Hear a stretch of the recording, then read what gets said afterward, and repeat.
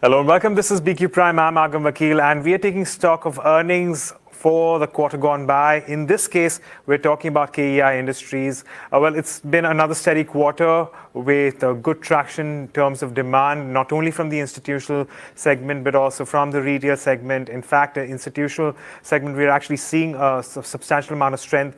Cable specifically, the largest segment, is also seeing a good amount of growth, at least as far as contribution towards the top line is concerned. Well, to talk about the quarter as to how it's gone by and what we can expect going forward, we are in conversation with the management here. Mr. Anil Gupta, he's the chairman and MD of KEI Industries. Mr. Gupta, good afternoon and thank you so much for joining in. Let me begin by asking you about the first question with respect to your assessment of the quarter.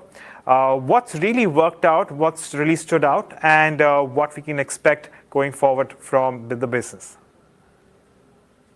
Thank you very much, Agam, for inviting me.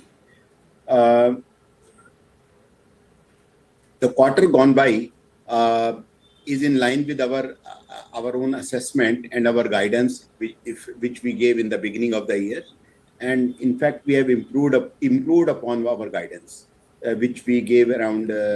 But overall, our guidance remains same, that we expect to grow by 16 to 18% over full year in this financial year. Although in the first half, we have almost achieved 17.1% growth in revenues over 6-month period. And we expect that similar growth in the remaining H2 in this financial year. The EBITDA margin has expanded by around 0.4% compared to last year, and we remain positive on that. Demand outlook is positive, both on the domestic front as well as export front, and also new capacity building, our capex plans in this financial year and going forward, going up to next 2 years, are on the track. Right, sir. So my next question, so at the end of the last financial year, if you compare that to the first half of this financial year, in terms of your institutional sales, so what kind of sectors are now showing more demand? Has it been the same, or has that mix in terms of your institutional clientele changed? That's the first part of the question. And the second part is this likely to change going into the second quarter? I think the sectors remain almost same, like metro rail and infrastructure projects like power transmission and distribution, the solar developers, investments in and capex in refineries, and then the construction sector is going strong. So I think mix of the sectors remains same, and we hope that in the next H2 also it will continue to remain the same. So quick question also on input costs. So what we have noticed that it has gone up on a year-on-year basis, but your inventory has in fact come and countered that rise in input costs, and thereby actually resulting into an expansion in your gross margins. My question here is that how are you viewing your inputs in terms of the kind of trends that you're seeing with respect to pricing? Are you expecting any abatement in your inputs going forward, considering inflation in a lot of commodities has come off?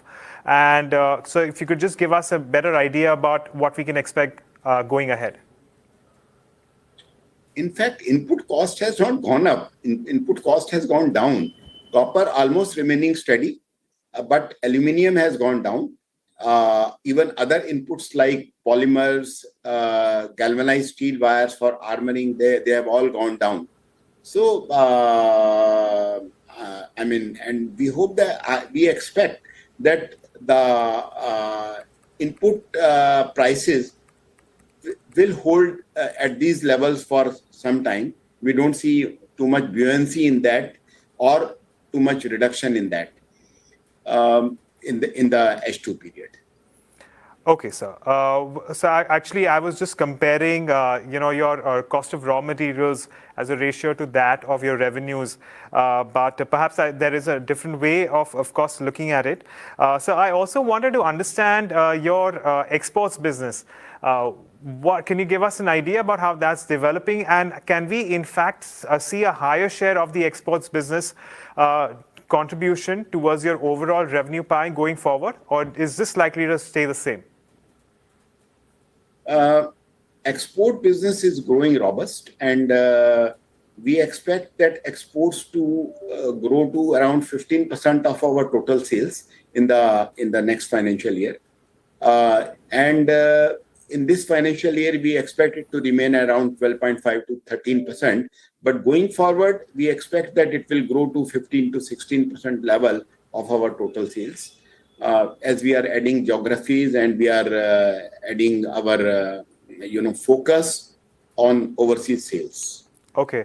So can we safely assume that while you maintain your guidance and you're likely to, of course, overshoot your guidance because you have outperformed, so we can expect and to stay with those growth numbers? And can we also expect your overall EBITDA margins to be around the same levels that we have seen in this particular quarter?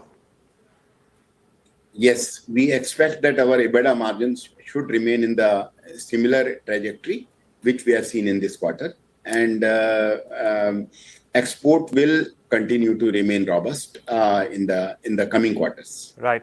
So, and a final question, in terms of the capital expenditure that you may have earmarked at the beginning of the year, how much of it has already been expended, and where has it gone, and what can we expect going on into the second half of this financial year?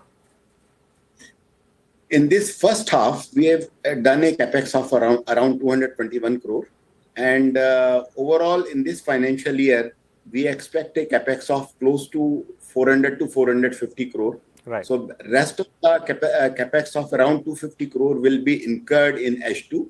And in the next financial year, again, we will be having a capex of around 4 to 500 crore in the next financial year. And balance capex will be done in the financial year 25-26. So that will be done in the existing factories at our Silvassa and Bhiwadi, and also the capex is being done at our new greenfield project at Sanand near Ahmedabad. Okay, Mr. Gupta, we leave it at that. Thank you so much for joining us and taking us through this quarter's earnings. We wish you the best for the future. Thank you.